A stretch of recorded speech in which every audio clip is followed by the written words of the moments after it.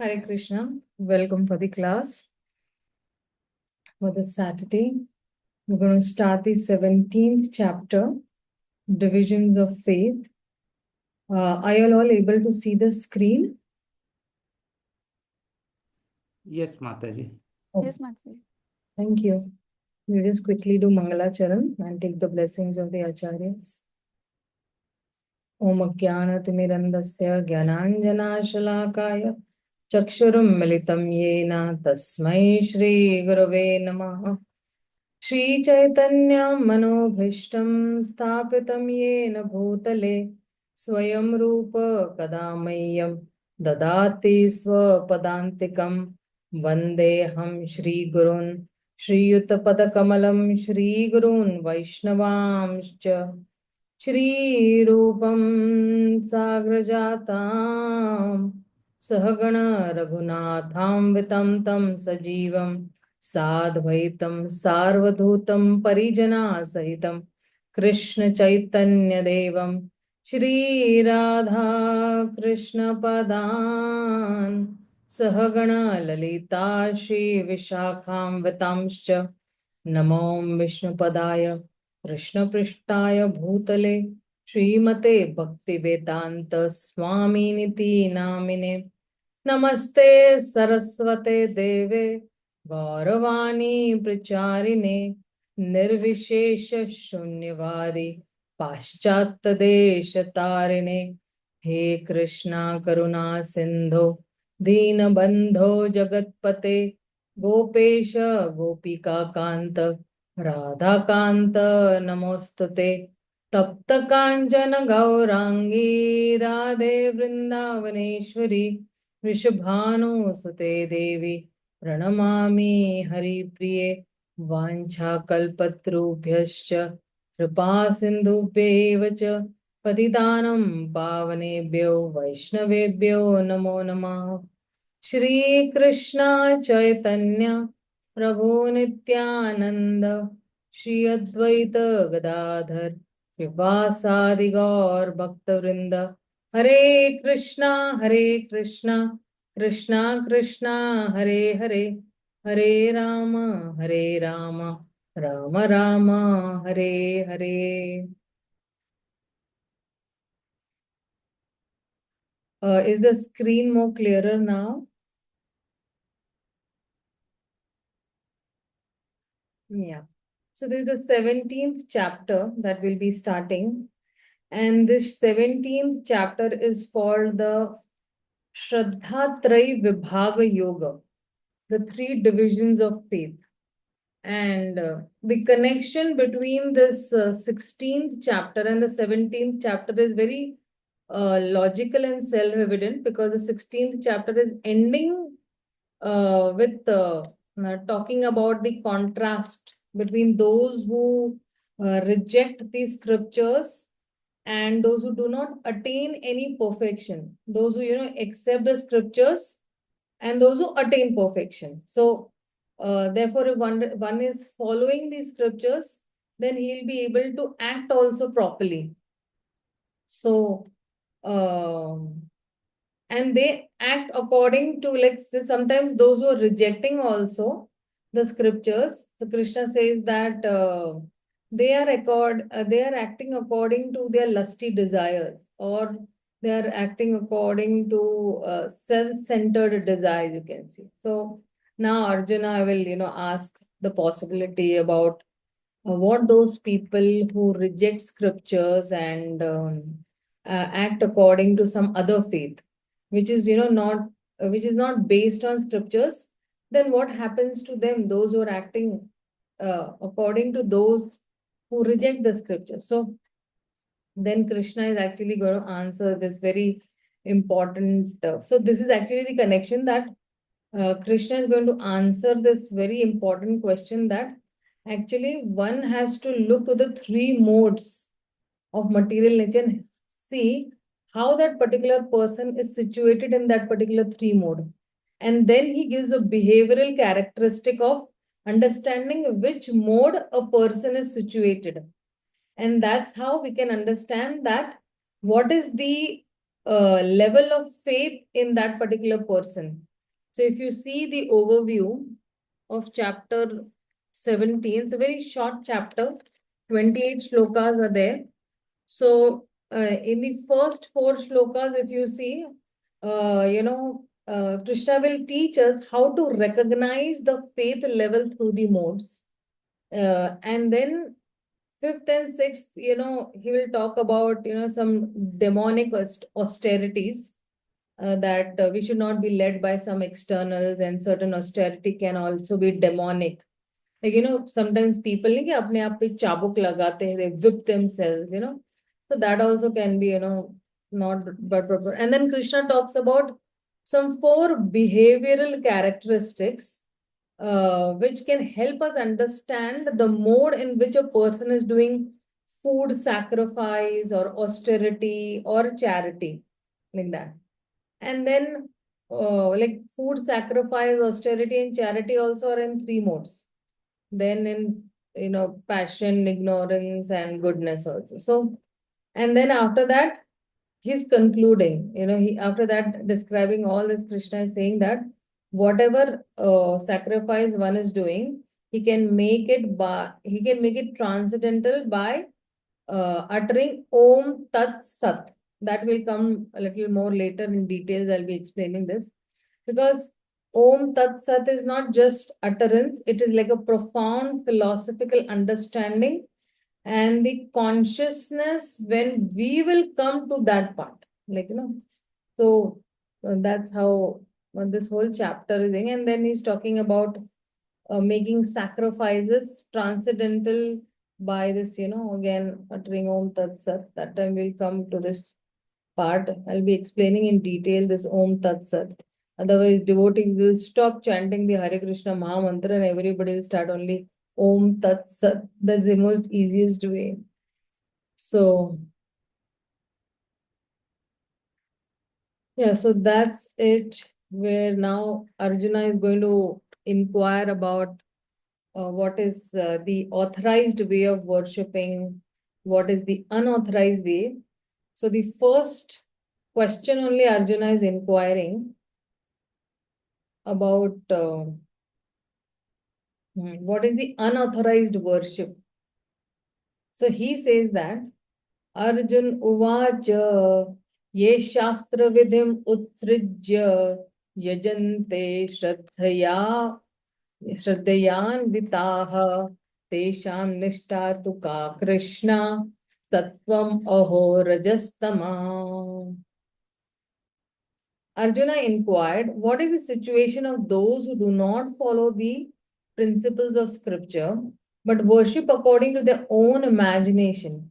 Are they in goodness, in passion, or in ignorance?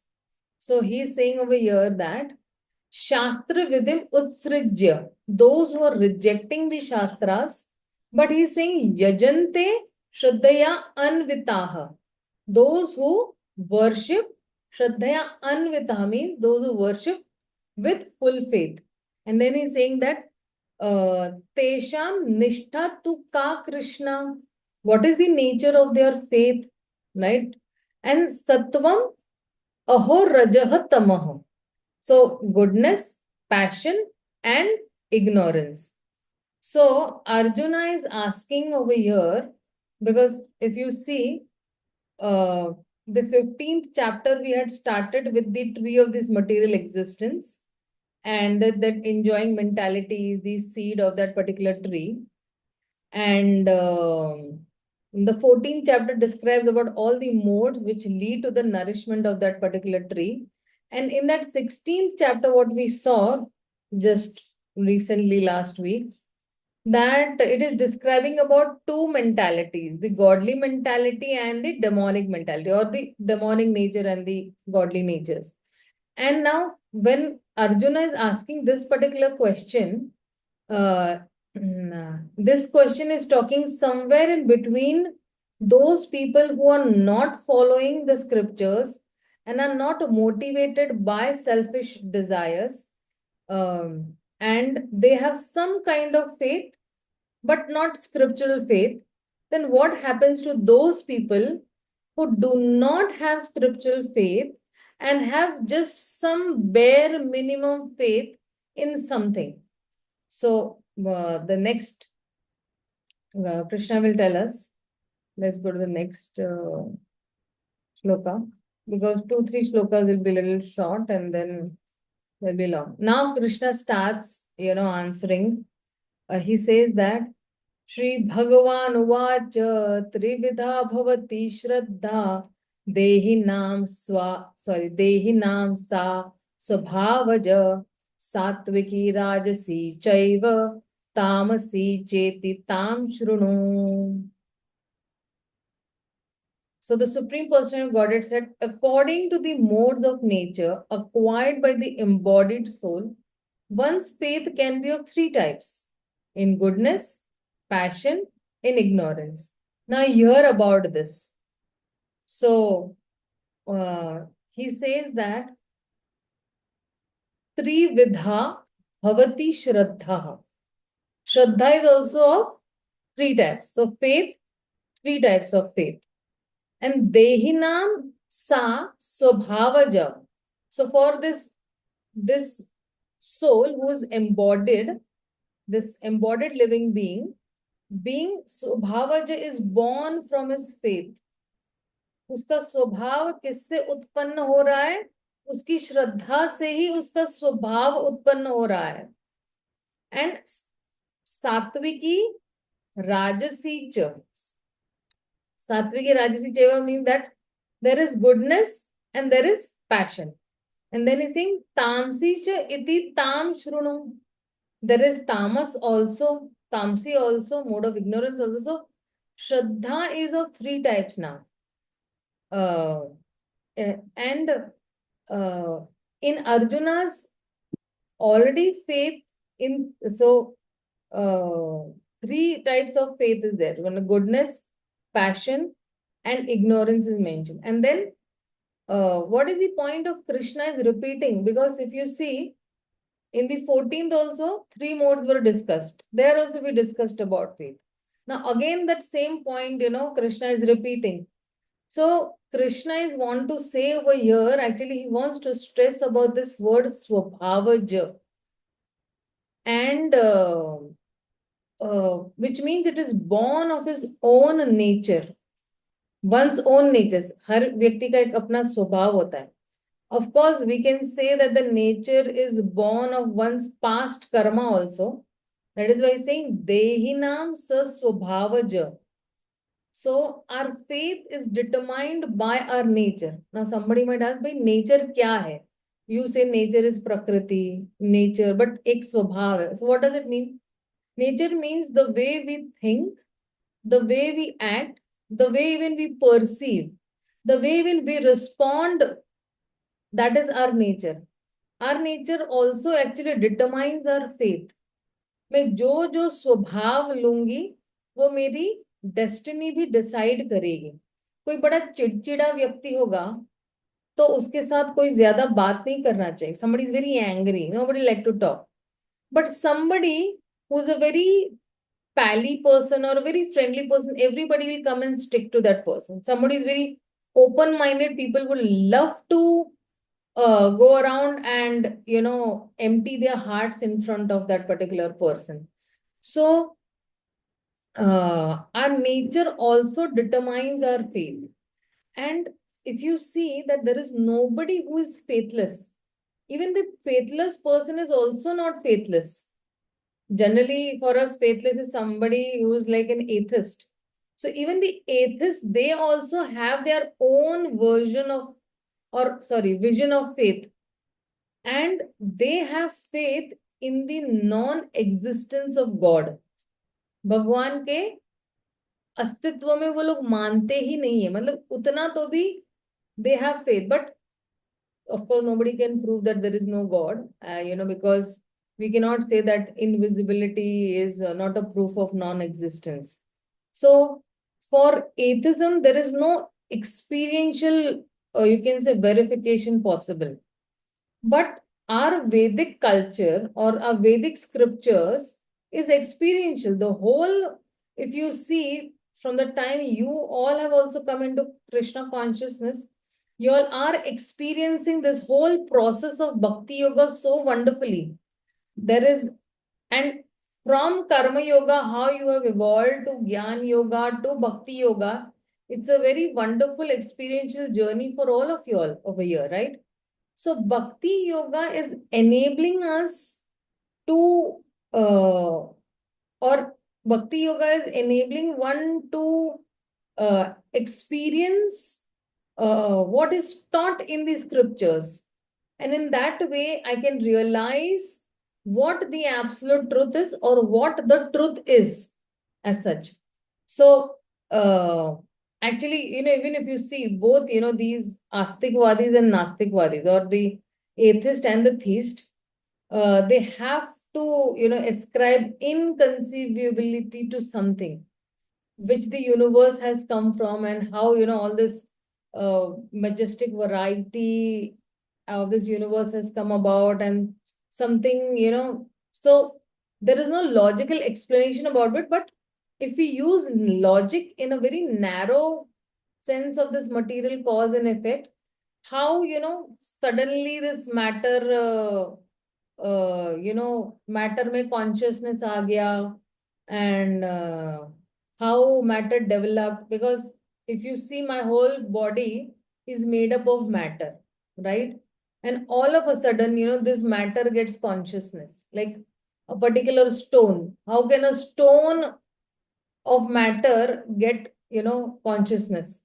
So how matter developed and self-organizing capabilities it has, how this matter design this level of complexities and intricacies, and how we see around the world that is completely inconceivable. So the atheist, they're ascribing to this inconceivable characteristic to the matter, but there is no process by which they can find out or realize that matter. So atheism is, you can say in one sense,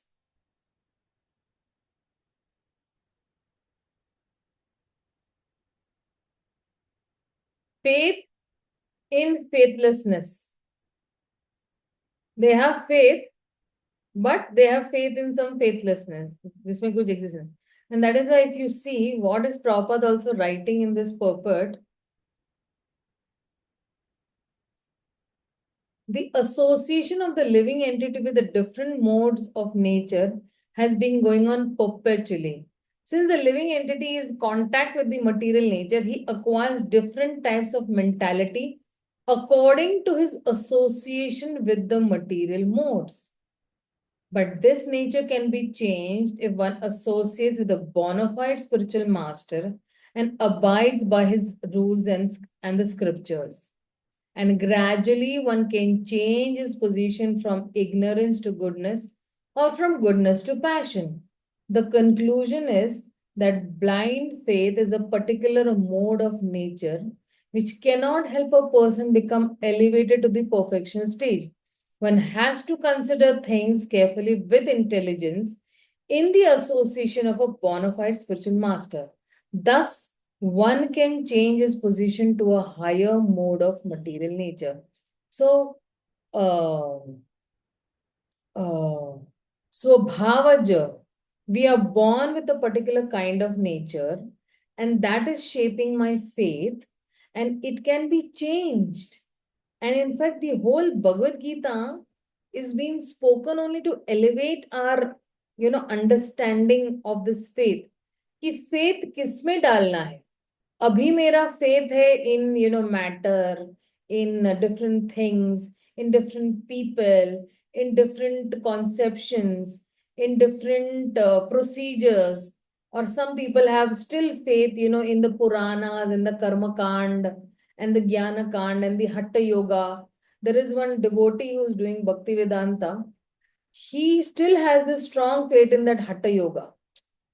So Hatha Yoga is just maybe a little part, and it can help me keep my body and soul together. But see, one thing is that you do it just to maintain your body and soul together.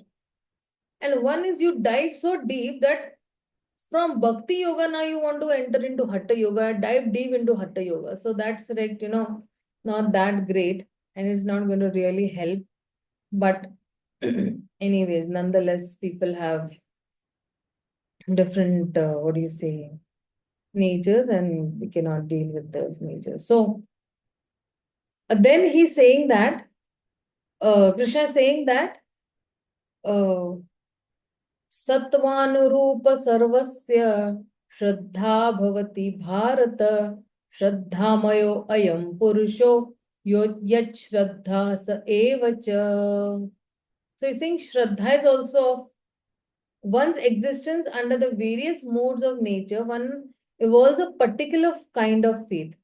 The living being is said to be of a particular faith according to the mode he has acquired. Whatever mode that person has acquired, then his faith will be according. When he's saying over here, if you see, Sattva Anurupa.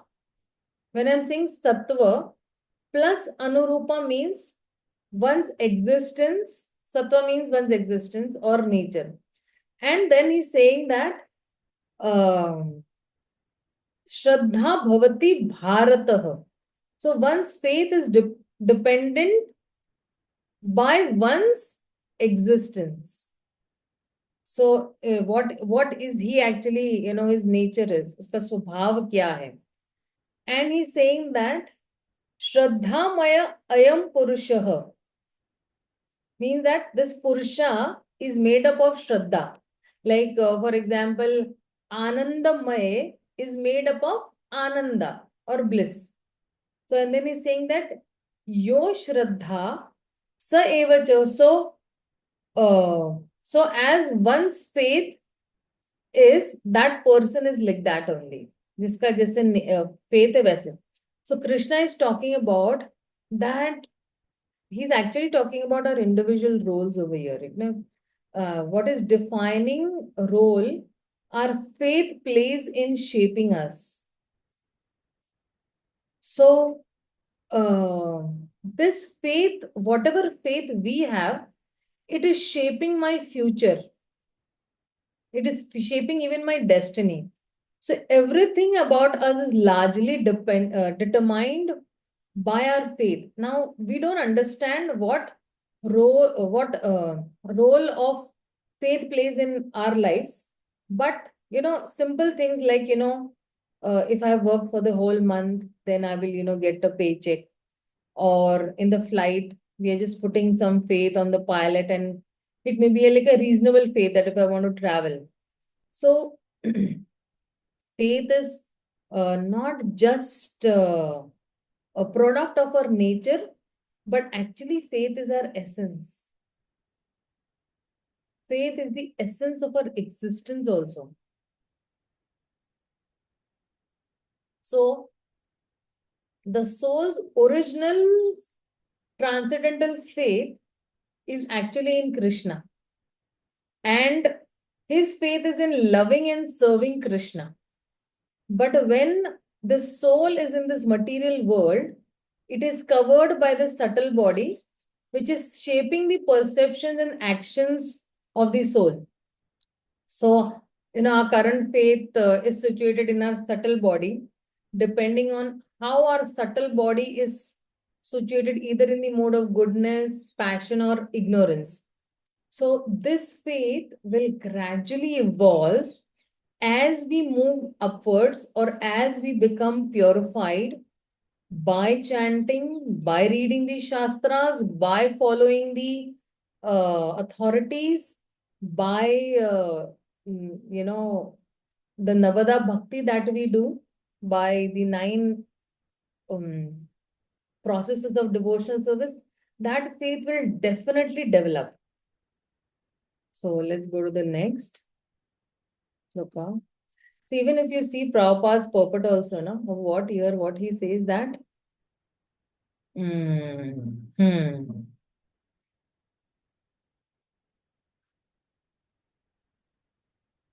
it should be understood that if one's heart is in the mode of goodness, his faith is also in the mode of goodness. If his heart is in the mode of passion, his faith is in the mode of passion. If the heart is in the mode of darkness, illusion, his faith is also contaminated. Thus, you find different types of faith in the world, and there are different types of religions due to different types of faith. तामसी लोगों का एक अलग religion होता है, राजसिक लोगों का एक अलग रिलीजन होता है. And all these, religions, they have come out only from these faith. If you see the Hindu, Muslim, Sikh, Isai, all these are, different, modes में ही आए हुए हैं. The real principle of religious faith is situated in the mode of pure goodness. Pure goodness means Shuddha Sattva. Because the heart is tainted, we find different types of religious principles.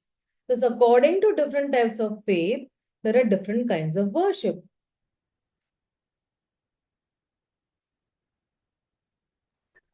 Mataji, Hare Krishna. Yes, beta, bolo. Mataji, just sorry to interrupt, but this first shloka, I just could not understand that Arjuna is asking that they have faith, but not in the scriptures or Krishna, right? But some faith is there. This is what. So Yes. that faith, what is it in goodness, passion, or ignorance? Is that the question? Like, for example, some have faith, they do some tree worship and all that. Maybe that is not in scriptures or that Krishna has not told. I mean, I don't know. Can you give me an example? I could not understand the first shloka. Even like it will come ahead more now in actually fifth and sixth shloka it will come that see different types of people have different faith, but their faith is in wrong directions. They're not like, for example, when you're saying tree worship is there in the scriptures, but what tree has to be worshipped, right? That they do not know. वो लोग जाके कोई भी tree को and in the morning we also worship one tree, right? We worship Tulsi Maharani. Why? Because that tree is from the spiritual world and that is the closest to Krishna. It is dearest to Krishna, and this is what Krishna is recommending. Krishna has said that those who will put tulsi leaf on the bhoga and offer, then only I will accept. This is what Krishna's demand is. But there, over there, whatever worship they are doing, nowhere it is written in the scriptures at all. So then, those actions that are done whimsically, अभी आएगा वो कि अगर कोई whimsically करता है तो he will not get the fruit. He will not have any effect. He will just, go and water that particular plant, but he's not going to get anything out of it. So then that is in the mode of ignorance as such only, So, Okay, so that only comes from the Swabhava. This is what that only comes right? from your swabhava. Right. The whimsical part comes from our Swabhava. Swabhava. See, problem is that because हमारा independence level जो है वो इतना ज्यादा है, we feel we are independent, so we think that no, I know everything. I mean, I'm talking about the non-devotees, not about the devotees as such, because now we've come to this that we have to follow guru's orders. Okay, इतना independent nature है व्यक्तियों का that they think that we can do anything whatever we want and that is accepted by everybody. So this is called independent nature. We don't depend on the Shastras, we don't depend on Guru, we don't depend on the Supreme Lord, and that is why we suffer. ये independence mentality, जो independent mentality ही है, that we don't seek from someone to know the truth, that is only horrible actually. That is only whimsical. Then you do whimsically anything. हाँ मैं जो भी कर रहा हूँ मैं अच्छा ही कर रहा हूँ. So even in Krishna conscious, when people come, they whimsically behave. They do come to Krishna consciousness, but they don't follow. They don't want to wake up early in the morning at 3:34. They don't want to do Mangala Aarti. They don't want to chant 16 rounds. They just want to loiter in the temple.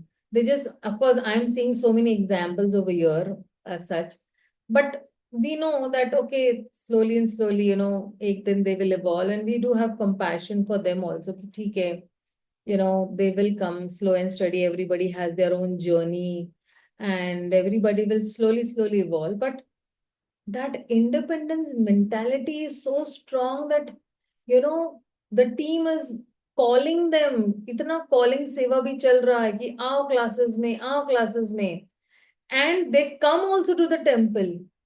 and the classes are going on in one side for 2 hours, but they are loitering in the temple for 2 hours. So ये है दुर्भाग्य व्यक्तियों का कि उनको किसी के under में रह के फॉलो ही नहीं करना है, उनको अपनी मनमानी करनी है. They want to just follow their whims.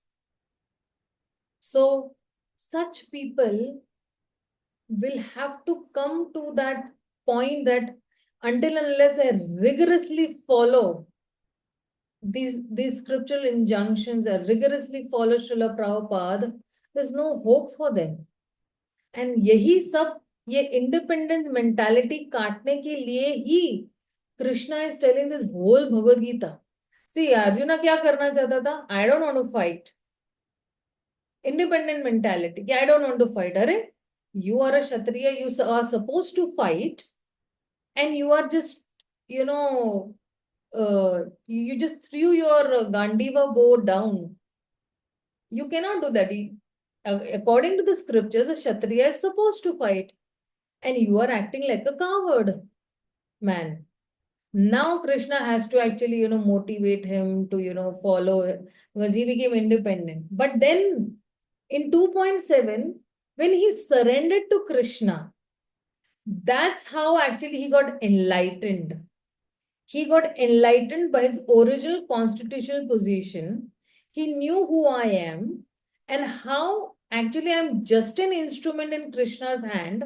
By Krishna's, pre-plan, the whole Kurukshetra मैदान जो है वो युद्ध वॉर जो है वो एक्चुअली इज ऑलरेडी वो हो चुकी है वो क्रिया. The Kauravas have lost it. But over here, Krishna wants to make me an instrument, and Krishna wants me to fight on his behalf. I am a representative of Krishna. I am a puppet in Krishna's hand to show the world that the wise cannot win over the wrongdoings, right? So ये धर्म और अधर्म की लड़ाई थी ना, right? So adharma cannot win over dharma. Dharma will only win over adharma, right? I hope I'm giving the proper statements. That adharma will never win. Only those who are on the side of dharma will win. Okay, this is what I'm trying to say. And this whole yuddha was a big teaching for the whole world. That if you behave in this way, this will be your destiny. For every individual, this is a big learning, the Mahabharata war.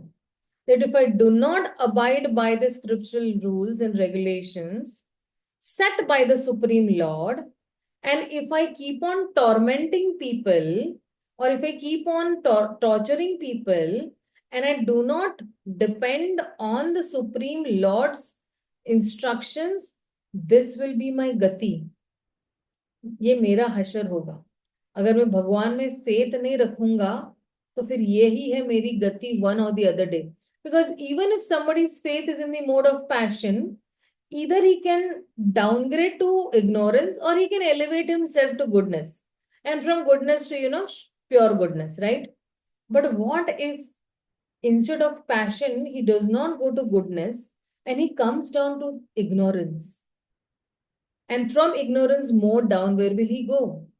So this whole Bhagavad Gita ka uddey, Krishna is a very compassionate teacher.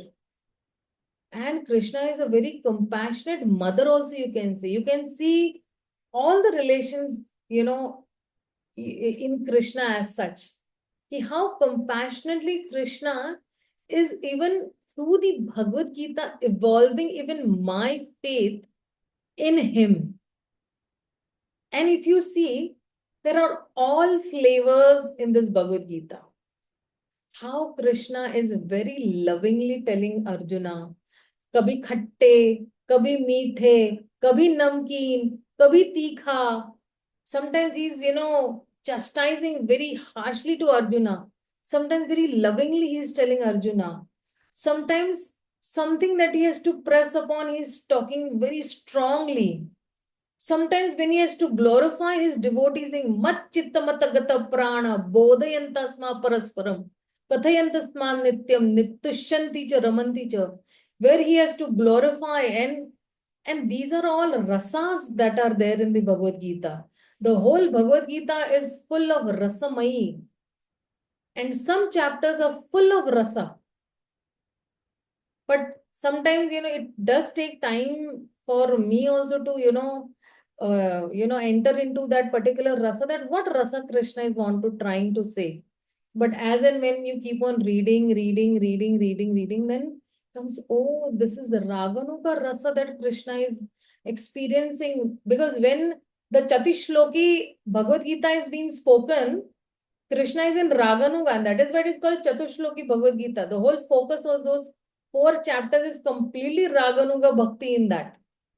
That how there is Raganuga, there is spontaneous love of the devotees for Krishna, and Krishna's spontaneous love for his devotees. Like when he says, Tesham evanukam partham aham ajnana jam tama. Then he comes with the deepa. And then jnana deepena bhasvatat.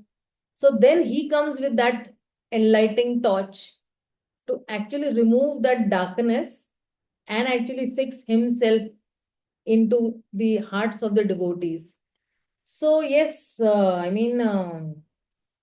are divisions of faith, and slowly people will definitely, evolve as such. But at least, in all what is said right now, what I'm trying to say is, at least we who are over here, how many people we are? 13 people altogether. Our faith should be completely in Krishna.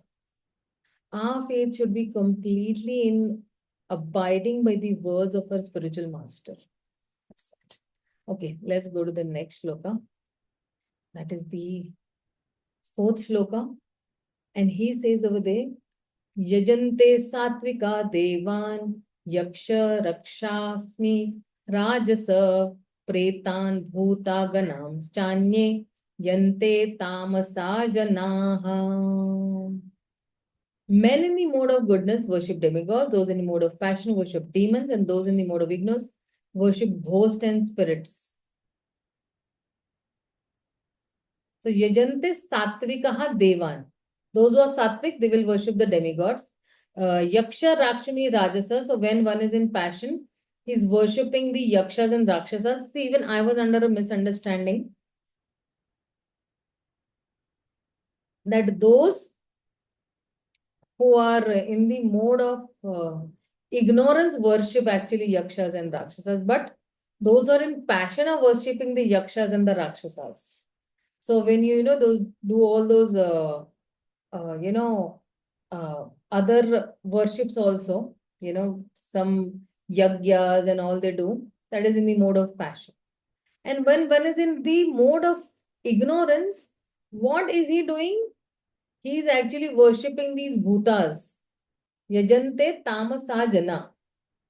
So when one is in the mode of ignorance, then pretan bhuta ganan anye yajante. Is worshipping the pretas, the bhutas, and all these kind of creatures. So if you see, very general understanding that those in goodness, they're worshipping Vishnu. Those in passion, they worship, Brahma. And those in ignorance, they worship Lord Shiva, right? General understanding that is like, And there is also the different types of Puranas also divided into, as per the modes. So all the Puranas is talking about the same universe, and they talk about all these personalities and other demigods also. But the reality that is depicted in these different Puranas about what are the aspects of people, what are the understanding, the conceptions of the people, those change. So in Tamasic Puranas, largely the aspiration and the conceptions are more tuned towards mode of ignorance. And these Puranas don't even mention about Lord Vishnu. Imagine. So, but the focus is all on this tamasic achievements and tamasic ambitions. Accordingly, that whole Purana is molded only accordingly that way. That ye Puran, wo Puran and all. So these Puranas are not considered to be, you can say, wrong, but these Puranas are catering to a lower level of reality, to the extent that these Puranas talk about how higher reality to that level is accepted, otherwise they are not accepted. So there are different levels. First, faith in scriptures itself is in the mode of goodness, right? So like we have faith in the Bhagavad Gita, we have faith in the Bhagavatam. So that is till the mode of goodness, right? But when you dive deep into these Shastras, you will come to know, or you will rise, आपका स्वभाव जो है, what I mentioned previously. We will be able to rise or raise our swabhava from a lower level to a higher level. है ना? Previously, the swabhava was of enjoying mentality. That is a lower swabhava. But to give enjoyment to Krishna, that is the highest nature. And that is why the soul is created only for that. Krishna ने हमें बनाया ही है ताकि हम उनकी सेवा करें, ना खुद की इंद्रियों की सेवा करें. So faith in worship of Vishnu is goodness, goodness. Faith in Lord Brahma is goodness and passion. Faith in worship of Shiva is goodness. Lord Shiva in goodness is actually ignorance. That is. So, if you see, all these animals also are in the mode of passion. But many times we have read that cow is in the mode of goodness, lion is in passion, and this monkey and these other jackals and all, they are in the mode of ignorance. So in animal bodies in general, their bodies are in the mode of ignorance. And why they are in the mode of ignorance? Because they cannot perceive these spiritual realities. Now you might say that Mataji Gajendra also, was there, and he also, got Krishna's, mercy. So Gajendra is an exception, and Gajendra who has practiced spirituality in his previous life or in his previous body. So spiritual life cannot be started in animal bodies, but spiritual life can be continued in an animal body, right? Like, for example, there is a book which His Holiness Jananand Swami Maharaj has written, Animals in Krishna Consciousness. And he's mentioned various animals who are devotees even in their, even in their present or the recent previous lifetimes. And if somebody is practicing spiritual life, somebody might wonder, really, he's practicing spiritual life. How can he become a dog or a hog? But if you see the same principle, how Bharat Maharaj also became a deer, right? There is a spiritual principle and there is a material principle. In real life, no spiritual or no principle applies in isolation because real life is very complex. The spiritual principle is that once if a person has started a spiritual life, one will continue it. When Krishna in the Bhagavad Gita, the 2.40 shloka, he says, Neha Vikrama Nastoti Pratavaya na Vidyate. If one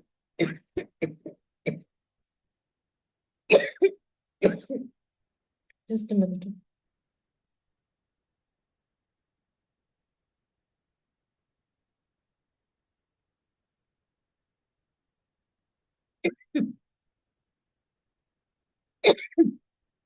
Krishna says that if one, what was that? I forgot.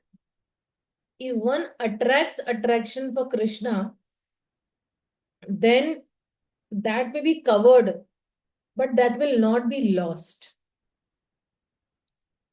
And on the other hand, if one is attached to something material and thinks about that thing at the time of death, then one will get that. So if, both these principles will conflict, then what will happen? In this case of Bharat Maharaj, because he was attracted to the deer, he gets the body of a deer. But because he was even attracted towards Krishna or spirituality, so that spirituality was not lost to him. So at the material level, he got a deer's body, but he did not get the consciousness of a deer. Deer का consciousness level क्या है?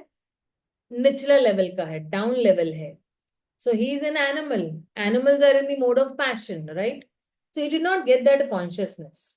This consciousness was intact. So when we say cows are in ignorance, goodness, or lions are in ignorance, passion, and monkeys are in ignorance, like that. So that is why, although we have considered cows to be sacred, but in the Srimad Bhagavatam also, if you see, uh, we compare, people to cows. Like, when a person is considered fool, he is compared to a cow also. Salile buddhi go karaha. If you remember that verse. And even in the Shiv Purana also, in the Shiv Purana, and in the Skanda Purana also, because Skanda Purana is considered tamasic. So there, there is a shloka where they talk about, any scripture that talks about Lord Shiva, like, Shiv Puran, that should be accepted as, that should be accepted. And why it should be accepted? Because uh, that is the only connection, or only when it is in connection or agreement with the Bhagavad Shastra, or the Bhagavad Shastra's examples are Vishnu Puran, Bhagwan Puran, Padma Puran, etc. And why it is so? Because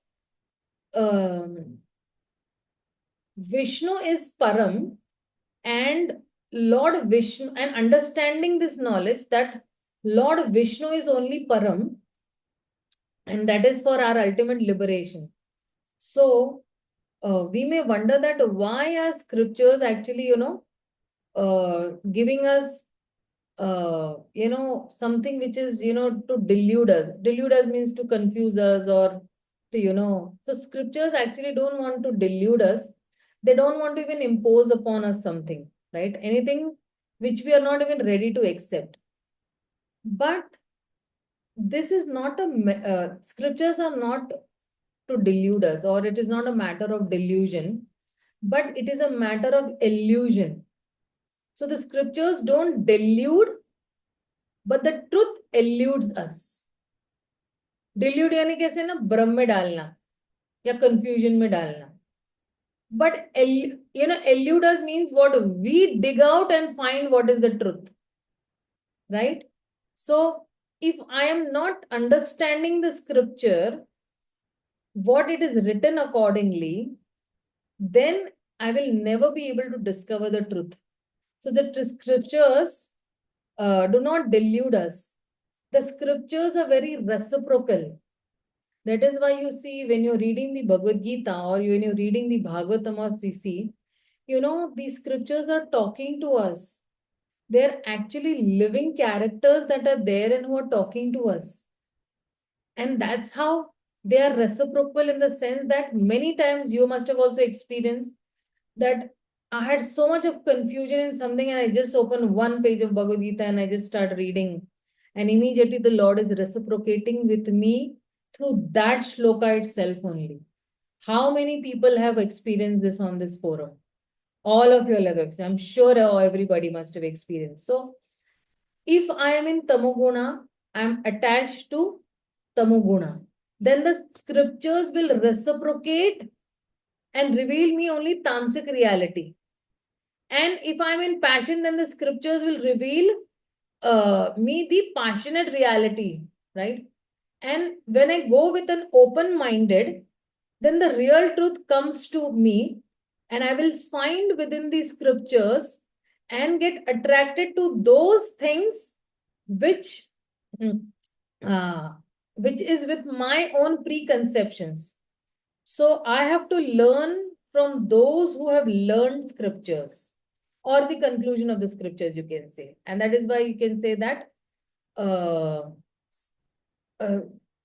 that when actually I am, going to the scriptures to find the absolute truth, then the absolute truth will reciprocate with me. So, and actually, if you see, we all from the time we have started this course, Bhakti Shastri course, we are trying to take the shelter of the Shastras. We are trying to take the shelter of Krishna through these Shastras. Some via media is there. And this, shelter taking of the Bhagavad Gita in the form of his Vani in itself is actually trying to take the shelter of Krishna.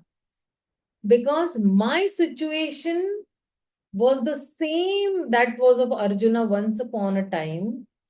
The moment I started, reading the Bhagavad Gita, then actually Nashta Moha Smritir Labdha. मेरा जो मोह था वो नष्ट हो गया. I was completely, मैं बिल्कुल मोह में थी. I was attached to so many people, right? But the moment, I started reading the Bhagavad Gita, that all moha went away, and then I came to a spiritual reality that, hey, even I don't belong to this person. I don't belong even to my mother. I don't belong even to my father or my husband or my children. I belong to Krishna. So let me strengthen my relationship with Krishna. Once I strengthen my relationship with Krishna, I will strengthen my relationships with even my own people and family. Right? Sometimes in families also, you have a lot of clashes and difference of opinions and all. But let me focus on my this one relationship with Krishna, watering the root, automatically the whole world will be pleased with you. So let me please Krishna, automatically everybody will be pleased with me. Over here, what is happening? Individually, I'm trying to please my husband, I'm trying to please my wife, I'm trying to please my children, I'm trying to please my mother, my father, my sister, my brother, my friends, and extended families and all. But nobody's happy with me, whatever I may doing. The whole day also, the whole month or the whole year, I will be, on and on and on serving them, but they are not never satisfied. So let me satisfy that person. And by satisfying that person, automatically everybody will be satisfied. So the Vedic scriptures also give us some information about what even this, tamasa, when I'm saying ignorance, about his ghost and spirits. See, normally, when the subtle body goes to another body, but sometimes, based on the karma, whatever he has done, because sometimes he must have done some good karmas and sometimes bad karmas. So whatever karmas he has done, he will get a new body, or he will not get a new body very easily also. Because if you see in the case of suicide, he does not get a subtle, he does not get a gross body. So the subtle body and the soul without the gross body is called a bhuta or a ghost, right? And if the ghost enters the body of another person, so that the normal person also becomes inactive. This happens basically when the person who is living in tamoguna, है ना, उसी के शरीर में वो प्रवेश करेगा. In the 5th canto, it is said that the ghosts are above humans. Why? Because ghosts exist at the subtle level, not at a more evolved in their, consciousness. And because They are at a subtle level, they sometimes have more power than the humans. And if humans are living in tamasic, like, intoxication and, meat eating and gambling and all, then the ghost can come inside. So they enter in another body wanting to enjoy, as they have mind, but they do not have the body or the senses. So example, when we are also sick, we cannot enjoy, but we wanted to enjoy. So there is a famous scientist called Alfred Wallace, and he said that don't assume that you know everything already, because this thing was actually proved by him only, that and even in Karma Prabhu's book, there is a book called Human Evolution, and it talks about a lot of evidence of the existence of this subtle realm, like, evidence of the consciousness in the past life memories or the near death experiences, and the evidence of even the mind. So we live in goodness and we practice devotion. Then we do not have to be afraid of ghosts. Sometimes, our children also, they get very scared. They say, please take us to the toilet. There is a ghost sitting in the toilet. And we say, no, we are chanting over here. The whole house is like a temple.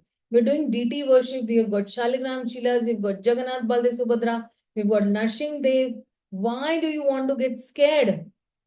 So we try to explain, but, if the children have seen a ghost movie, like, my younger sister's son, he had seen a ghost movie 1 year back, and he still has that fear of that ghost. And no matter how much you're trying to explain, he thinks that there is a ghost in the bathroom sitting. Like, so at midnight also, the mother has to get up and, take him to the bathroom. So there are varieties of ghostly being, So one is the bhuta. Bhuta means what? That the soul plus the subtle body, but it is without the gross body. That's called a bhuta. But when you say preta, because over here, pretan word is used. Spirits of the dead. So preta means what? Soul plus the subtle body plus the transition body that is grosser than even the subtle body, and the subtler than even the gross body. So the person who is dead already, person on death, you can say, abhi just uski mrityu hui hai, that is called a preta. And Garud Puran, because I have read this Garud Puran very extensively, and how I read it, I mean, I would have never ever read it, but when my younger brother left his body in 2016, so we were guided that, you should have this Garud Puran at your place. So I was listening. I said, anyways, he's coming for 13 days. Let me at least, sit and, give a proper ear to what is Garud Puran is. On my own, I would have never read, because I am like not inclined to even read the Garud Puran. But Garud Puran explains that when the soul is getting another body, first he gets a transition body, as what I have said, either subtle body, gross body. And so everybody becomes a preta first, right? Because preta means what? It's a dead body, right? And then when you do pindadan, so preta plus pindadan, when that ritual is completed, then that person becomes pitrayan, pitra ban jata hai after, those 13 days. So the pindadan, the food offered, to that pitra is decided, or it decides another body. This process is actually not for devotees. They have to have another process, but we did that process for my brother. But for normal case, when the pindadan is complete, the soul gets the next body, or the soul's next body is prepared by that, and then that preta only becomes our pitra or ancestor. So that preta is actually our pitra. So not all ancestors, they go to pitra loka. The average punya people who have done, they go to pitra loka. Or somebody who's done a very terrible work, he goes to actually Narka. And somebody who's done very extreme punya, then that only person goes to actually Swargaloka. So even if you see over here, Prabhupada is talking about Panchopasana.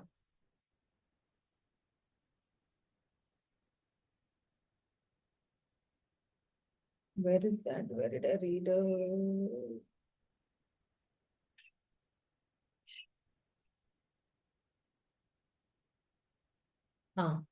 The impersonalists are supposed to be situated in the mode of goodness, and they worship 5 kinds of demigods. They worship the impersonal Vishnu form in the material world, which is also known as philosophized Vishnu. Vishnu is the expansion of, but the impersonalists, because they do not ultimately believe in the Supreme Person, imagine that Vishnu is another aspect of impersonal Brahman.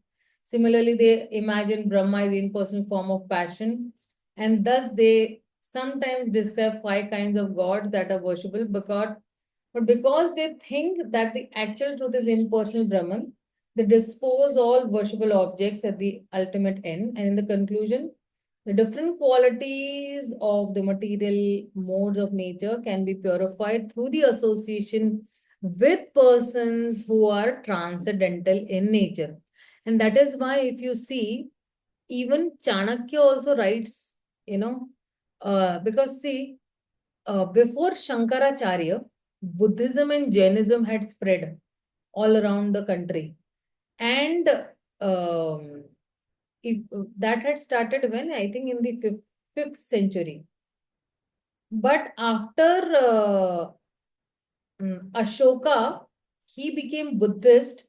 Then he uses, the state's resources to spread Buddhism. And then it spread so much that, even all the kings were adopting it. But then Chanakya, when he came, he writes very strongly, cautioning the kings to become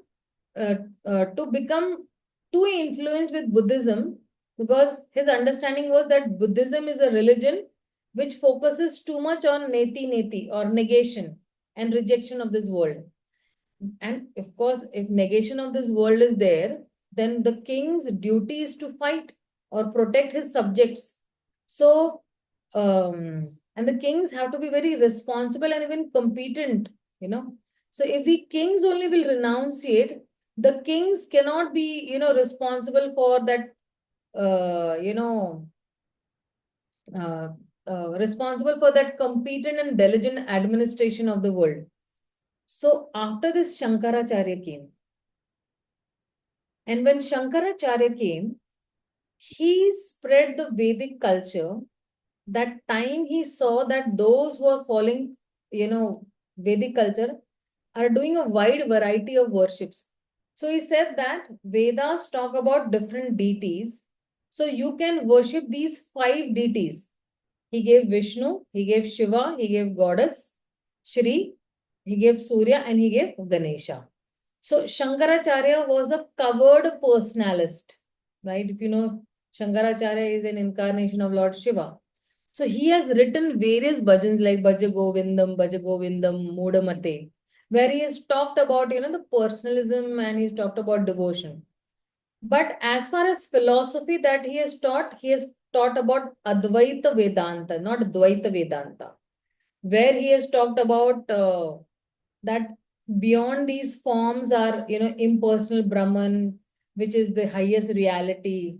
So one when he'll worship, so they can go from the form to the formless, right? So these are the 5 Ishta Devatas, so that one can choose whichever Ishta Devata one likes and worship that Ishta Devata, and then one goes beyond matter to spirit and, attain some spiritual reality eventually. So the idea was that one can choose whichever Devta one likes to worship. This is what Prabhupada is also trying to say. And that is why, if you see, the Pancha Upasana elevates, because Bhakti Vinod Thakur also in his one of his commentaries is written that how this Pancha Upasana will elevate.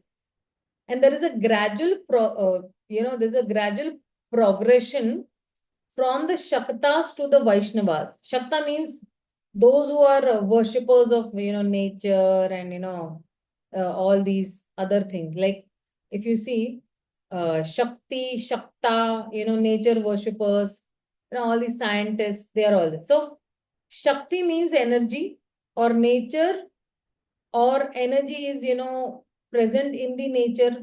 So these are nature worshippers, those who worship nature, like what um, our Sucharita was saying, some people worship nature. So the understanding is there is nature which is pervading. Nature is everything. We have to worship nature.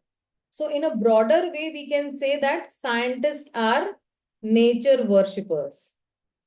One just sees matter and energy and doesn't know to see beyond material nature. Krishna is giving us, to try to see beyond his material nature, but these people cannot see beyond the material nature. So then I bow down to the power of nature. All these tribal people also, they observe all these, bowing down to this and that. So the first stage is the evolution of worship. So then they worship, then the second wala will worship Surya. Surya is also nature, and that would be, useless without energy. So one moves from matter to material phenomena, to energy which activate these material phenomena also, right? Yeah, even Mayavadis, they worship nature. Yes, yes, yes, absolutely. So, okay. Nature has all the power. If you see lightning and storm and all, where does all this power is coming from? Ultimately, it is coming from the sun. The sun is the source of all power. So the sun should be worshipped. This is what they are thinking. So when someone is worshipping Surya, they not be thinking uh, all these, but in one of the commentaries, Srila Bhakti Vinod Thakur has said that this is the program by which evolution can take place. So that is, Suryas, from the tree to the Surya, now they'll come to Ganesha. Ganapataya, no, supervising the nature and energies, like an animal-like being, so Lord Ganpati. So if one thinks, okay, I see nature, I see energy, then I see energetic beings, then I see powerful people like lions and tigers and elephants and whales, and they also have a lot of power. And there is matter, there is energy, and that is combined together. Then one starts worshipping some higher reality manifested in the form of an animal. So that is called, it is called actually zoomorphism. When one starts worshipping the reality manifested in the form of a animal. Means what? See, when you say morphize, forms like, zoo means animals. And worshipping absolute in the form of an animal. So one understands that supervising nature and energy is an animal-like being. So that doesn't mean that, people all over the world, having such consciousness, they worship, Ganesh. But Ganesh, like worshipping, is having such consciousness. And that is why it means, uh, but when you say that they have such consciousness that, okay, that, Lord Ganesha is in the form of an elephant, and elephant is very powerful, an elephant can do anything. That is how they worship. And beyond Lord Ganesha is Lord Shiva. Beyond all the temporary matter is an eternal spirit. And that is impersonalism. Then, at this stage, per person thinks that matter is having form, but spirit is formless. So I have to go beyond form to formless. And then you have, the Vishnu aspect, the conception of a human-like being, controlling of all this existence. So there is a person in charge of the government. So when you say transcendental Vaishnavism is the highest form of all forms of worship. And that is why Srila Bhaktivinoda Thakur also in his, different writings also, he's differentiating between material Vaishnavism and transcendental Vaishnavism. When people's consciousness is still materialistic, they have not understood their identity, or they have not understood their own identity and existence of the transcendental reality also, or the existence of the Supreme Lord in transcendental reality. Then, even if they are practicing Vaishnavism, it is affected by the modes. कि अभी तक हमारी identity क्या है? I am the servant of Krishna, that is my identity. जीवेर स्वरूप होय कृष्णेर नित्य दास. ये identity, if somebody is not understanding, then he is still affected by the modes. And even in the third canto, when Kapil Dev is explaining to his mother, bhakti in the goodness, bhakti in the passion, and bhakti in the ignorance.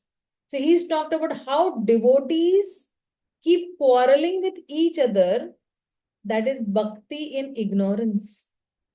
When the devotees practice for name and fame, for power and prestige, then that is bhakti in the mode of passion. But when the devotees practice bhakti for the sake of liberation, not for the pleasure for Krishna, but for the liberation, that is in the mode of goodness. And it is actually, of course, a rough analysis. It is quite, technical over there also. So bhakti in itself is transcendental. But when we are practicing, that time, we may be practicing bhakti within the modes. So Vaishnavism can also be within the modes. So like when we say that Krishna conscious is for the whole world, for China, for Pakistan, for the Muslims, for the Christians. But when it comes to taking initiation, we should understand, or you should take initiation from my guru. My guru is better than, other gurus. My guru is Indian, but, your guru is an American guru. So we may, talk very lofty things in philosophy. But while practicing, we often become divisive. Divisive यानी हम divide करते रहते हैं. I thought somebody, but he's talking, but he's, taking initiation from another. Then, we feel that, my own counsel is betraying me. We cannot owe someone. We cannot legislate inspiration. If that person is inspired by somebody, he is having complete right to take initiation from that guru. Like in my counseling group, I have counselees who are aspiring from His Holiness Radhanand Maharaj also, who are inspiring from His Holiness Jayapataka Swami Maharaj also, who are aspiring from my own spiritual master also, who are aspiring from Praladanand Maharaj also. And I have given them that whole liberation that, okay, you want to follow this particular spiritual master and uplift yourself. Who am I to, obstruct you? I am just a facilitator over here, just facilitating you. My work is to get the jiva and the guru connected. The guru's, this is that he gets Krishna and the jiva connected. So we cannot assume that because Vaishnavism is transcendental, so our practice of Vaishnavism is also transcendental. And that is why Srila Bhaktivinoda Thakur also explains that transcendental Vaishnavism is the highest of all forms of worship. We came in these 5 forms of worship to Ganpati, Brahma, Surya, trees and all. But the highest, what he is explaining is that transcendental Vaishnavism is the highest. So when one is situated at the spiritual level of consciousness, that time one sees the truth, or he sees true unity of all living beings. And one works for the welfare on behalf of Krishna. And that is what will truly unify all of us. If you see in his Holiness Radhanath Swami Maharaj's talk, how much does he talk about, accepting people or uniting people on the level of their faith. Whatever faith he has, you respect him. If he has faith in nature, you respect him. If he has faith in Christianity, you respect him. If he has faith in Muslim religion, you respect him. At least he says that every religion is speaking only about one thing, loving God. And that is how he's trying to unite so many, nations together. All his United Nation talks are based on this only one topic, that आपका जो भी level of faith है, you at least know that, we all are supposed to love the God. We are supposed to love God. At least every religion has that thing in their mind, and he's encouraging that only. So, Srila Bhaktivinoda Thakur is not especially talking about Ganesha worshippers. When he's talking about Ganapatyas, yes, he's talking about Ganesha worshippers, but along with that, he is talking that point that various systems of worshippers that is there all over the world, they can be classed into 5 levels. And above that, there is a transcendental Vaishnavism, where the that pure spiritual soul serves the pure spiritual person, the absolute person, and with that pure spiritual law that is completely transcendental. So, all these worshippers are gradually meant for this. It's like, it's like a pyramid, to the pinnacle of the top. That is pure devotional love. Yahan pe pure devotional love hoga. So in this way, the transcendence is the ultimate goal beyond all that what is we have to practice. Ultimately, everything is coming to actually a point where you serve the Supreme Lord selflessly and in pure consciousness, without expecting anything in return. That is pure practice. That is what he's trying to say. And let's see the next 2 shlokas. So we are going a little slow, but I think we are understanding these concepts very nicely, right? You might think that why is she going so slow? But anybody on this forum is not in a hurry. I don't think so anybody is in a hurry, right? Over here. Okay. Let's go to the next 2 shlokas. What is he saying in these 2 shlokas?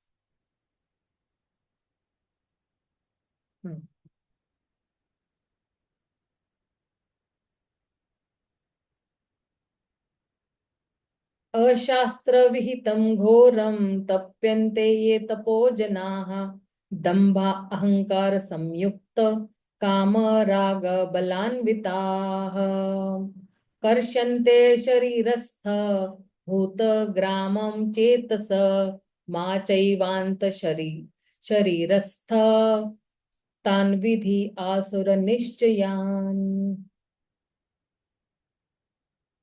Those who undergo severe austerities and penances not recommended in the scriptures, performing them out of pride and egoism, who are impelled by lust and attachment, who are foolish, who torture the material elements of the body, as well as the super soul dwelling within, are to be known as demons. Bapre, bahut bhayanak hai ye.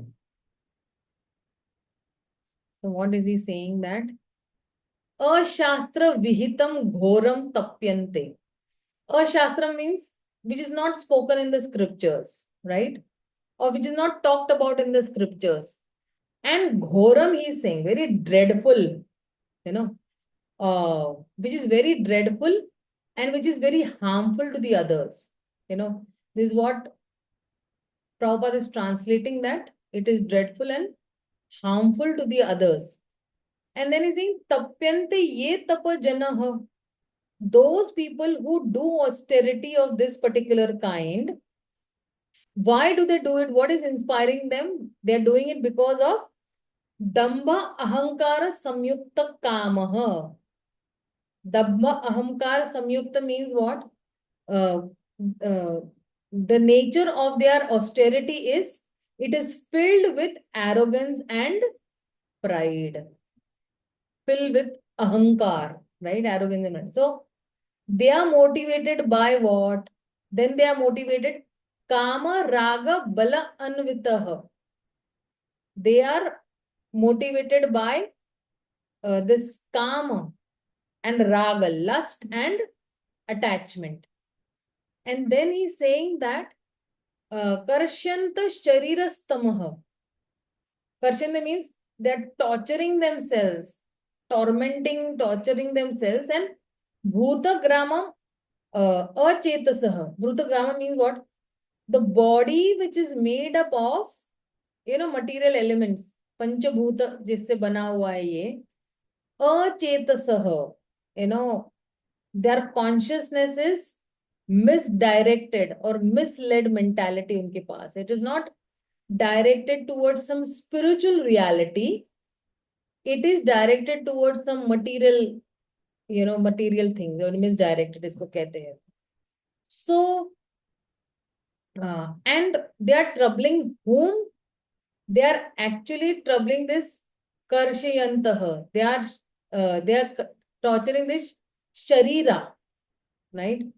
Mam chayvanta shariram. So they are not only torturing or tormenting themselves, but they are tormenting me also. I am also sitting in their heart as the Paramatma, तो मुझे भी दुख हो रहा है. And such people are what? तन विधि असुर निश्चय. ये निश्चयी रूप से कौन है? ये असुर ही है ना? Now, sometimes, you might wonder that why Krishna is talking about demons in this chapter. And which is not about demonic nature. Because Krishna has already talked about demonic nature in the 16th chapter, right? So he's giving actually a context for this discussion over here. Ki, when Arjuna is asking the question that, because Arjuna's question was, those who have faith but not in scriptures, what happens to them? The first question is asking that only, na? Those who have faith but they do not have faith in the scriptures, what happens to them? And Krishna is describing that we have to understand their faith level based on the three modes. If you're seeing people, okay, iska faith kaisa hai, iska faith kaisa hai, iska faith kaisa hai, तो then you have to see that iska faith किस mode पे based है. तमोगुण है, रजोगुण है या सतोगुण है, right? They are in one of the three modes. Now Krishna is going in this discussion from at the bottom of the scale of this reference, right? So niche se he'll start. So with the scale at the bottom, people who are completely misdirected in their thought process, in their lifestyle, and even in the conception of religion. So rather than understanding religion as an approach to God, they think of religion as an approach to their own ego. Of course, everyone has ego in this world, and most people even trying to purify their ego, but these people are extreme in their obsession with their ego.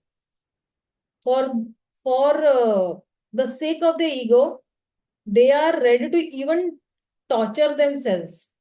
And that is why he's saying that Mam Chayvanta Sharirastam. He's torturing. So, what does this when you said self-torture, what this self-torture is referring to, because sometimes people think that any type of self-control, any type of self-torture, I can do. Like if somebody is, abstaining from food for, the sake of fasting.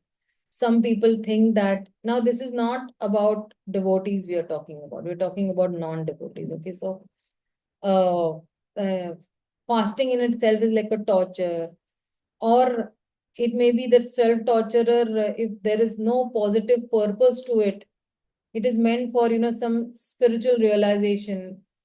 So when I am actually fasting on an Ekadashi, actually it is not self-torture. It is actually for some spiritual realization, right? The moment I reduce my bodily needs, then my soul needs will come up. And when I'm doing an Ekadashi fast, what I'm doing, I'm reducing the needs of my body and I'm uplifting the needs of the soul. And what does the soul need? The soul does not need anything other than serving Krishna. So how am I serving Krishna? Through my tongue, by chanting. Extra rounds that I'm chanting, I'm serving Krishna through my tongue, through my hands, through my ears, through my whole bodily senses. I'm serving Krishna. So, if there is no positive purpose, then it is a self-torture. But if it is for a spiritual realization, then it is not self-torture. So that is the way, to self-transcendence also. So when we make a choice for spiritual understanding, for a higher purpose or for a higher spiritual purpose, you can say, that choice and sacrifice are auspicious for us. If someone is not choosing that, then that is also sacrifice, but if it is not good for him.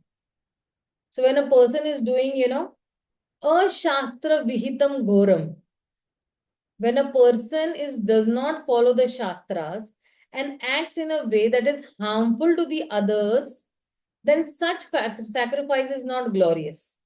Such sacrifice is a very unfortunate situation. Such sacrifice backfires on the person.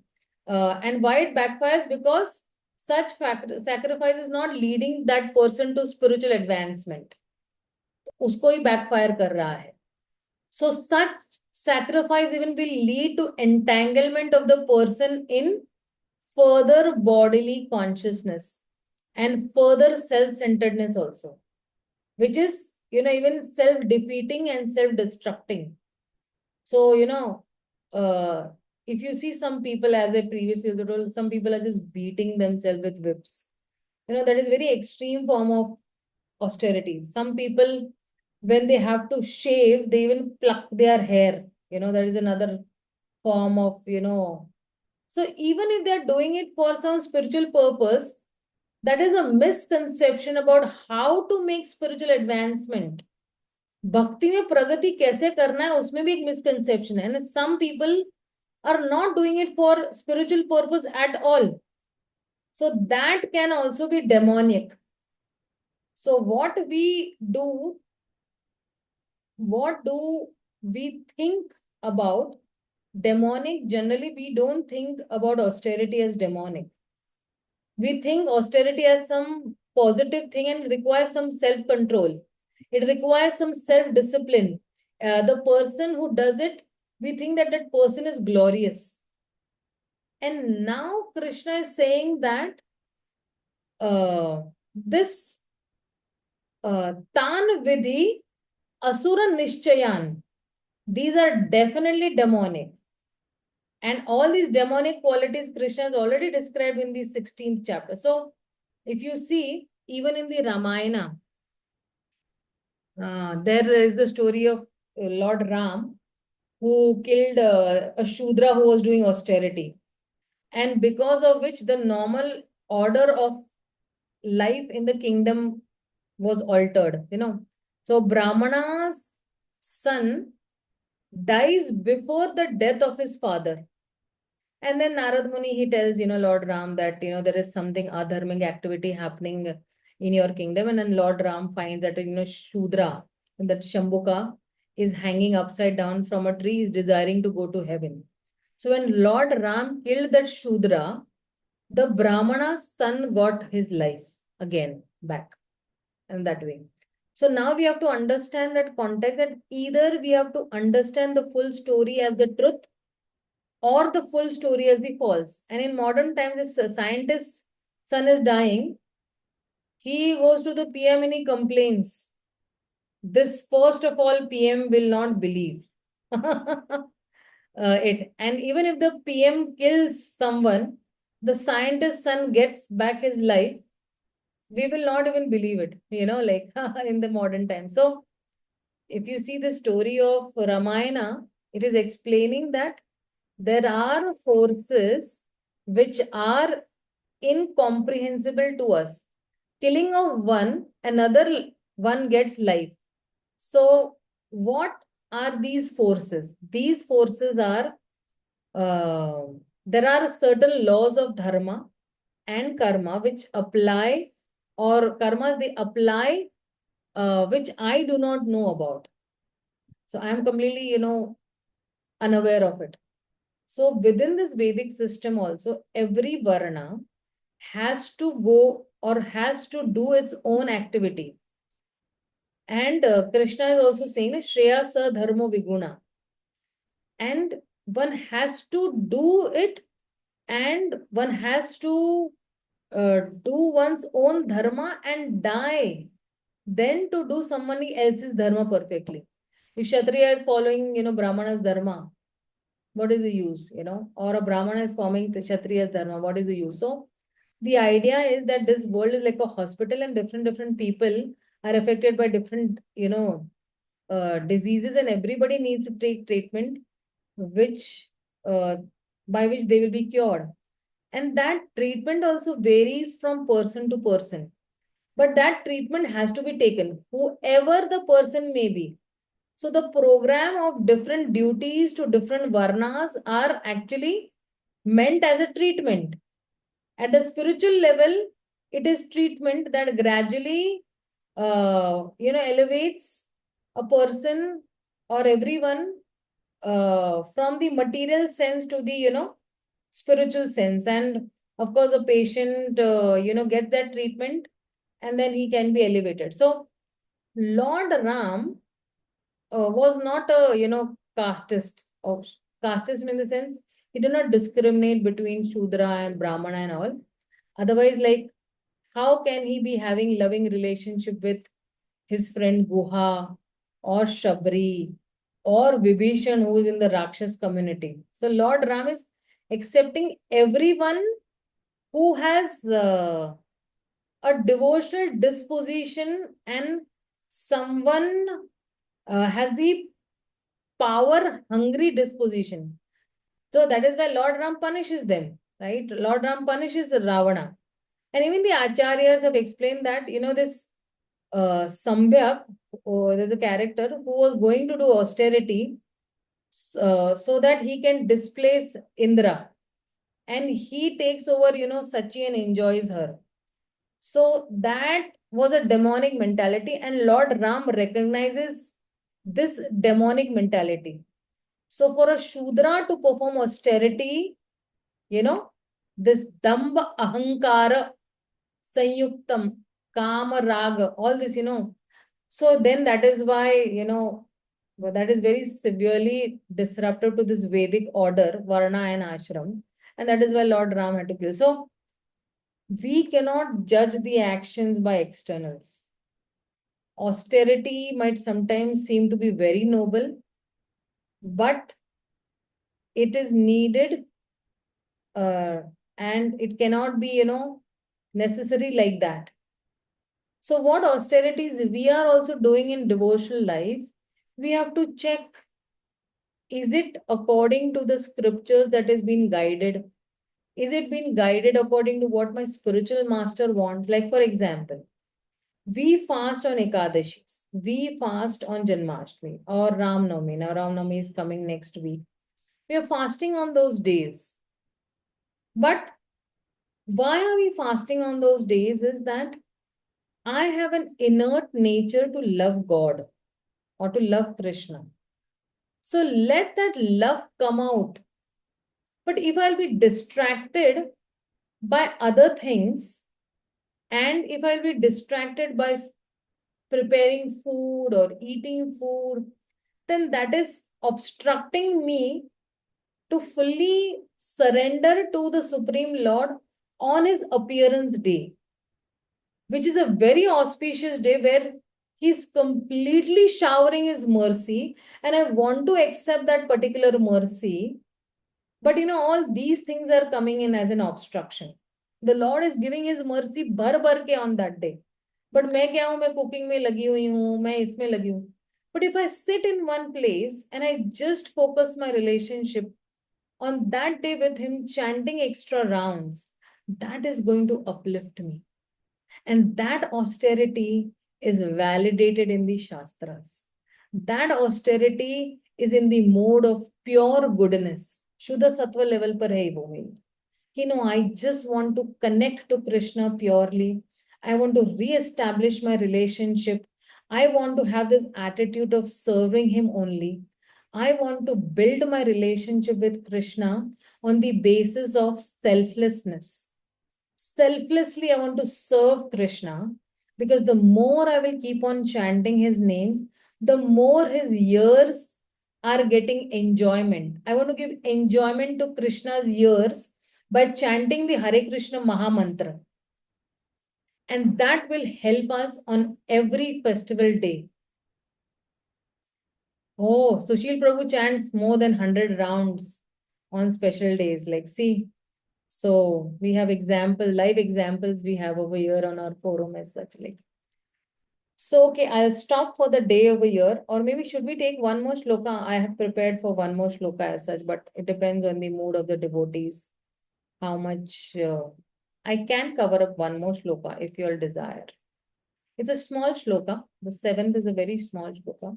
Maybe I should cover it within 5 minutes. So then he's saying that Aharastva api sarvasya trivido bhavati priyah yagnas tapas tatha danam tesham bhedam imam shrunu. He's saying that even the food each person prefers is 3 kinds, according to 3 modes of nature. The same is true for sacrifices, austerities, and charities. Now, here are the distinctions between them. So he's saying that, so this is now a different section, different kinds of yagna, dana, and tapa. And we look at the understanding that the 3 modes are based on some external characteristics. And when Krishna is talking about 3 modes, the focus is more on understanding that how this can help us understanding the level of faith of a particular person or even my own faith. And that is why he's saying that ahara stov api sarvasya, the food that is, different kinds of people are eating, trividha bhavati priyah. That food that different people consider dear can be divided into different categories. And that is how different tapa, dana, tapa, they also can be divided into different categories. This is what he's saying. So going to the next shloka, I think I'll be able to complete the next shloka also. मेरा काफी सारे notes बने हुए हैं इस पे.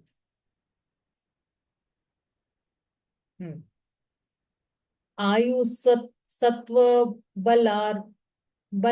बल आरोग्य सुख प्रीति विवर्धनाः रसायना स्निग्ध स्थिर हृदय आहार सात्विक प्रियः. So this particular shloka is speaking about sattvic ahar.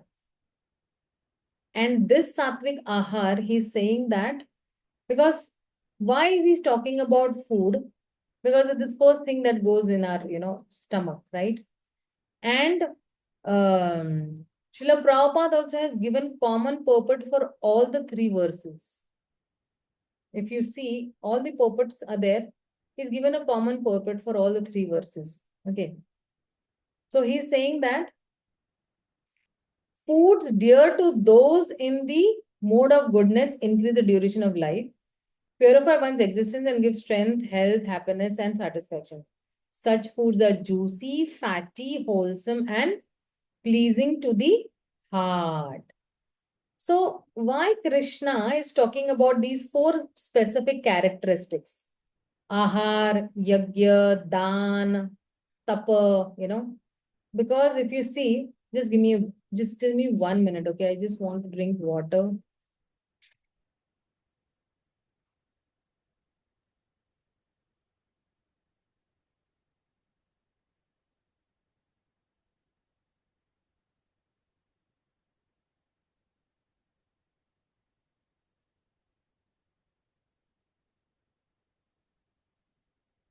Yeah, because if I've not drunk water, then the mouth becomes too dry. So Dan and Tap, they are actually considered to be the very central activity in the Vedic, culture. And Krishna, even in the 18th chapter, is quoting about Dan and Yagya and Tapa should be given up. And that these purify even the great souls. Manishina, he mentions over there. So, Yagya, Dan, Tapa are very glorious activity. And when he talks about Yagya, Dan, and Tapa, he's essentially talking about the ways in which the faith within the heart is expressed. So when we do Yagya, Dan, and Tapa, we are not gaining anything tangible through these activities. Yagya से, दान से और तप से कुछ tangible हमें नहीं मिल रहा है, but by these activities we are sacrificing something immediately and not gaining anything tangible, visible, to our eyes. So these activities involve certain kind of faith.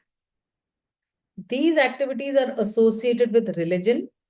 These involve doing some sacrifice at different levels. So if you see, the soul is actually caught in three circles. One is the Adhyatmika. Adhyatmik means what? Body, mind, and circle. The soul is caught in the Adi Bhautik also. It is caught in the social circle also. And the soul is caught in the Adi Daivik also. That is the cosmic circle. So if you see at the psychophysical, social, and economical or environmental circle, the soul is in. And wherever we are placed, we have obligations to the situation we are placed. Whoever gives us anything, we become obligated to that person. And we are expected to return something to that in return. That is why if you see, when a guru teaches something, we give guru dakshina to that person. Right? Some dakshina we give to the guru. Right? Or when a doctor treats us, we give him some dakshina. Because he is actually giving us some facility, or we become obligated to the doctor, and the doctor, we have to give the doctor. So as far as this body is concerned, we are using this body for what? We are using this body for dharma. So we are expected to do something for the body. So we sacrifice by doing that. We sacrifice by doing tapa. I'm using this body. I'm obligated. The soul is using the body. I'm obligated. So what am I doing? I'm doing tapa. The austerity is, this adhyatmic circle, right? Then dan is for another living being. I'm obligated, to so many people. So it is to other living beings. And then yagya is for sacrificing to the demigod. The demigods are also giving us something, sun is giving so much sunlight and the Indra is giving us rain. We are obligated to them also. So gods are giving us so many things through so many mediums of universal, utility like air, war, fire. So we are obligated to them also. So these are the activities through which we are returning what we have taken from the universe at different levels. Now, different people's understanding will be different, and they will act in different ways. Depending on their situation within that mode, at different levels, they will do different kinds of activities. So even ahar, the food we intake, the kind of faith we have, that will also, decide. Of course, we'll see that later. So basically, these 4 activities demonstrate our faith. So Krishna is saying that food in the mode of goodness, he's saying that Ayu Sattva Bala Arogya, he's saying. And he's saying over here, ये क्या कर रहा है? The food that is made, or the food which is in the mode of goodness, what it is doing, Sukha Priti Vivardhanaha. It is going to increase, right? It is increasing what? It is increasing my Bala also and Arogya also. My strength also and my health also. That is why sattvic food. We have this duty to take care of our body also. This body is not my body after initiation. This body belongs to my spiritual master. And also, as the body is the tool for doing some dharmic activities, right? So therefore, maintaining my body is also my duty. And, there is a say that what you eat, 1/4 of that maintains you. And 3/4 maintains your doctor. There's a, this, saying. So Ayurveda says that we should eat up to 50% of our stomach. Remaining 25 is water, and then remaining 25 is, air, prana. And then, jala, this jal water can help us digestion. Because, for example, you have a mixie, okay?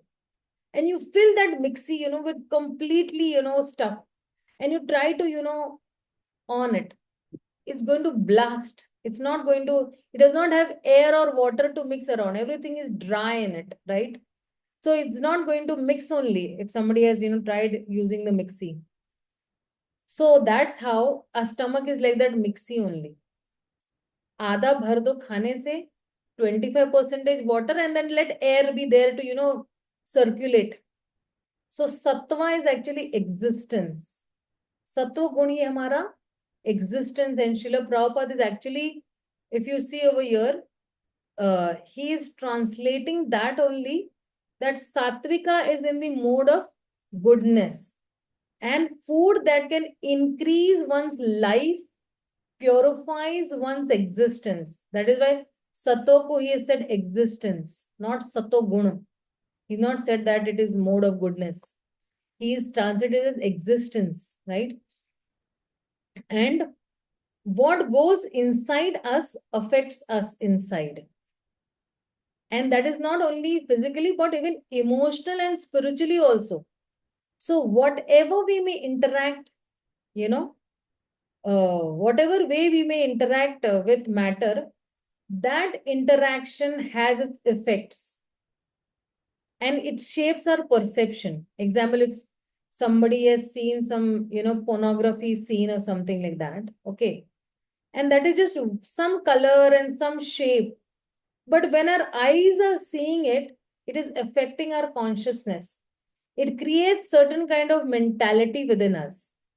That is why we say don't see television at all, And now with the food, we feel that, we feel that rag. Rag means what? Attraction. Okay. And dvesha, repulsion.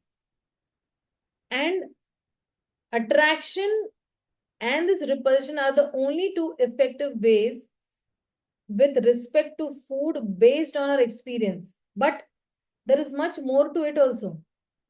Food actually shapes our consciousness at a subtle level. Even in the Ayurvedas and all, because I have done some Ayurvedic courses as such. So it is mentioned that why we become what we eat.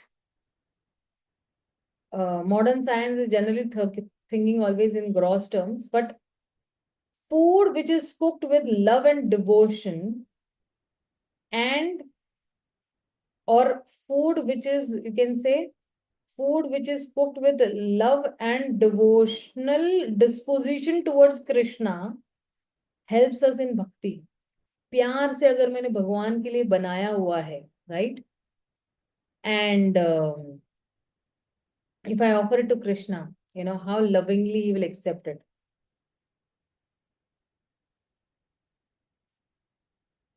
Also, there is a science behind it. That when I'm preparing it with a nice consciousness of giving enjoyment to Krishna's senses, the beginning of that conscious, like it starts only that when you go to buy vegetables from your home with that consciousness that I have to prepare something for Krishna today, let me go. Let me go to the bazaar. Then I go to the bazaar and I pick up the best of the fruits. I pick up the best of the vegetables. ऐसे नहीं कुछ सड़ा गला सा, पुराना सा, सूखा हुआ सा, fresh, good vegetables and fruits that I'm picking up. Then I come home and I wash them nicely. Then, so means what I generally do is that whenever I try to go, to buy something to the market and all, you can have your earplugs, you're hearing about Krishna Katha and all, and you're buying. Then when you come home and then you start cooking, then there is Krishna Katha again going on. So, you're in that consciousness, you have to prepare for Krishna, have to prepare for Krishna. Then you're washing it very neatly and cleanly, taki when there is mud, dirt, dust, kankad, patthar, anything that should not hit his senses as such. And then when you're washing it, you wash it nicely and then you start cooking it. And that aroma, you think that Krishna is actually going to smell that aroma of the food is going to give satisfaction to Krishna's senses when he's going to accept it, And even when you're preparing that particular plate, you are very cautious about the details also. Okay, in one katori, sabzi, one katori rice, one katori dal, and salad. And, if it is now like it's summer season, then you have, buttermilk given. Krishna loves buttermilk. So, you give him buttermilk. You give him lovely rotis with proper ghee, Aisa nahi ki, only 3 drops of ghee you put. No, good ghee you put. Give good salad you give him. And, you actually give it in a way in the consciousness that, okay, here is Krishna. You enjoy this. You are my master. And here I am your servant. I have prepared this for pleasing your senses. Even in, and then Krishna accepts that, Patram Pushpam Phalam Toyam, Krishna says that.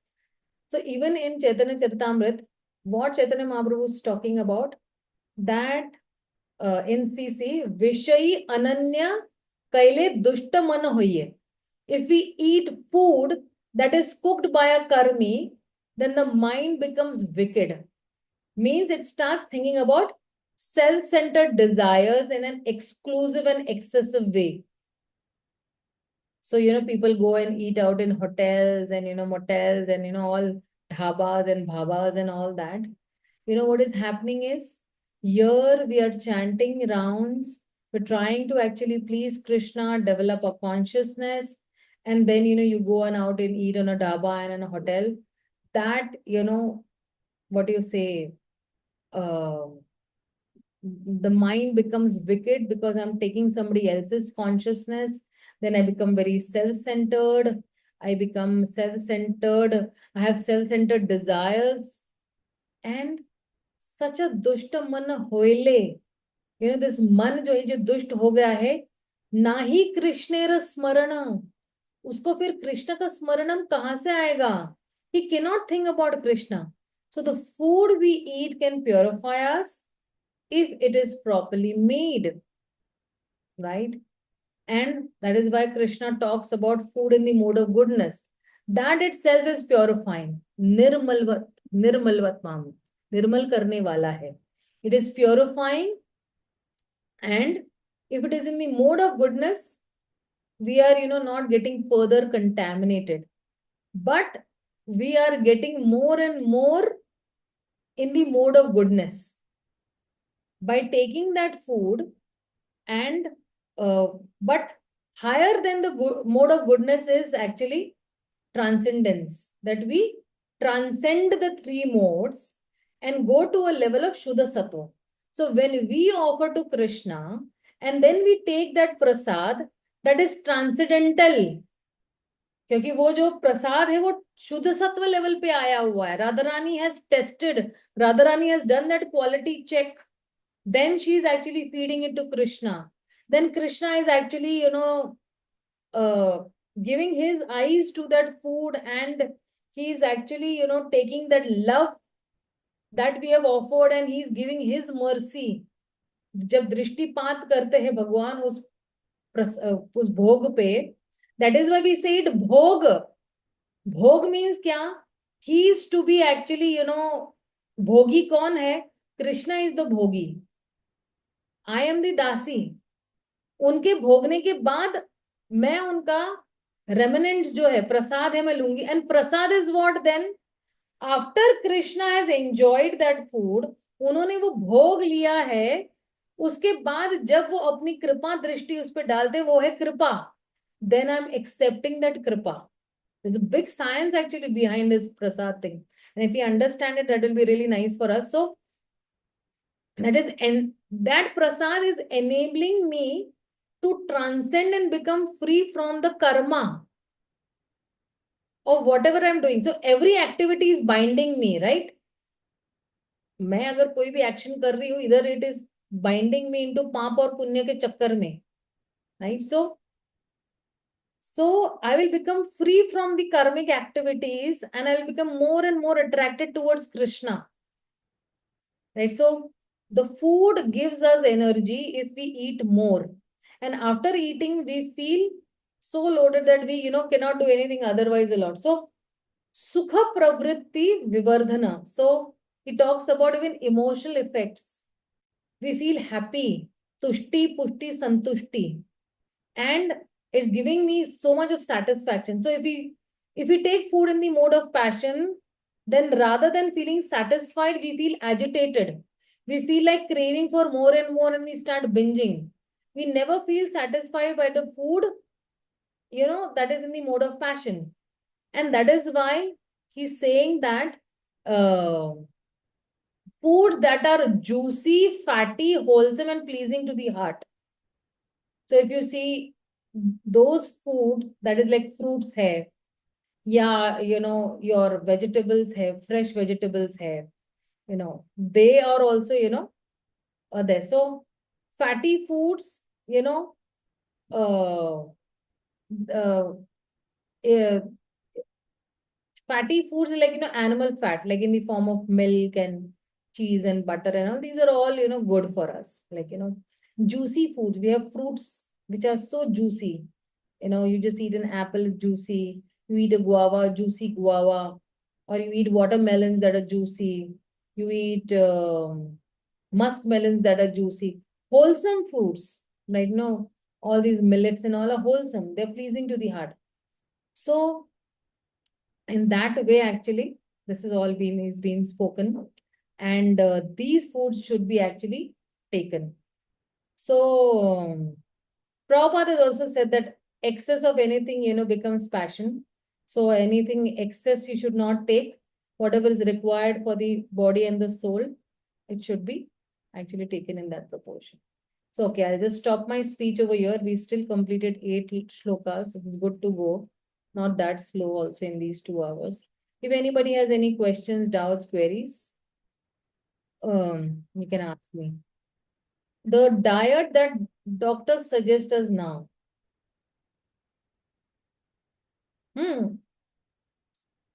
Ayurvedic doctors are suggesting us now. Yeah, Kalyani. Hare Krishna, Mataji.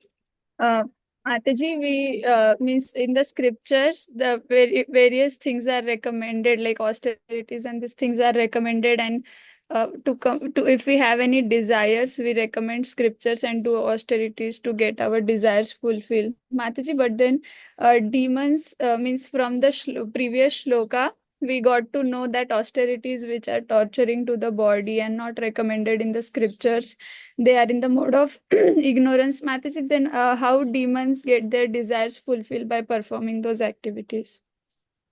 Yeah, see, because Daiva, because they have done that, and the Lord also wants to teach, that the demons also are such, way. They're doing some austerity, but they are doing it in a destructive way to destroy people. So we should not become like them. We should become like, suras. Those, see, what is the difference between suras and asuras? जो भगवान की सत्ता को मानते हैं they are सूरास. जो भगवान के सुर में सुर मिला के चलते हैं they are the suras, right.